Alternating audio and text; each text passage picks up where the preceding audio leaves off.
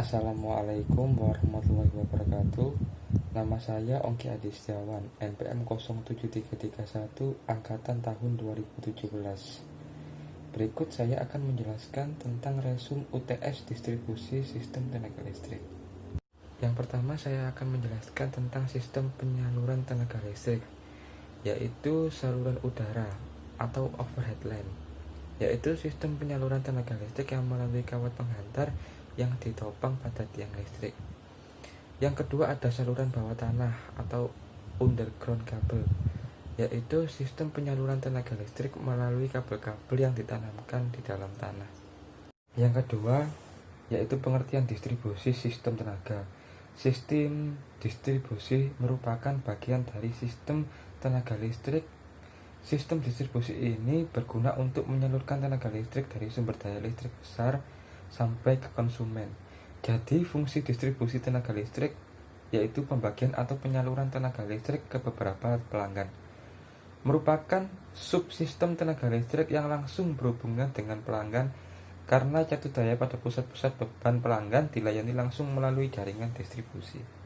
Yang ketiga yaitu struktur jaringan distribusi sistem tenaga. Sistem distribusi tenaga listrik terdiri dari beberapa bagian, yaitu yang pertama, gardu induk atau pusat pembangkit tenaga listrik. Pusat pembangkit tenaga listrik biasanya terletak di pinggir kota dan pada umumnya berupa pusat pembangkit tenaga diesel. Dua, ada jaringan distribusi primer. Jaringan distribusi primer merupakan awal penyaluran tenaga listrik dari pusat pembangkit tenaga listrik ke konsumen untuk sistem pendistribusian langsung. Sedangkan untuk sistem pendistribusian tidak langsung merupakan tahap berikutnya dari jaringan transmisi dalam upaya menyalurkan tegangan listrik ke konsumen. Yang ketiga ada gardu pembagi atau gardu distribusi. Berfungsi merubah tegangan listrik dari jaringan distribusi primer menjadi tegangan terpakai yang digunakan untuk konsumen dengan disebut sebagai jaringan distribusi sekunder. Yang keempat yaitu jaringan distribusi sekunder. Jaringan distribusi sekunder atau jaringan distribusi tegangan rendah merupakan jaringan tenaga listrik yang langsung berhubungan dengan konsumen. Lalu yang keempat yaitu penjelasan tentang konfigurasi jaringan distribusi. Berdasarkan konfigurasi jaringan, maka sistem jaringan distribusi dapat dikelompokkan menjadi 3 macam, yaitu sistem jaringan distribusi radial, loop, dan spindle. Jaringan distribusi radial, bentuk jaringan ini merupakan bentuk dasar paling sederhana dan paling banyak digunakan. Jaringan distribusi ring loop.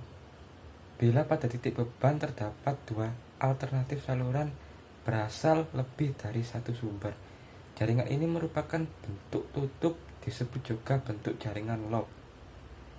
Lalu yaitu jaringan distribusi spindle.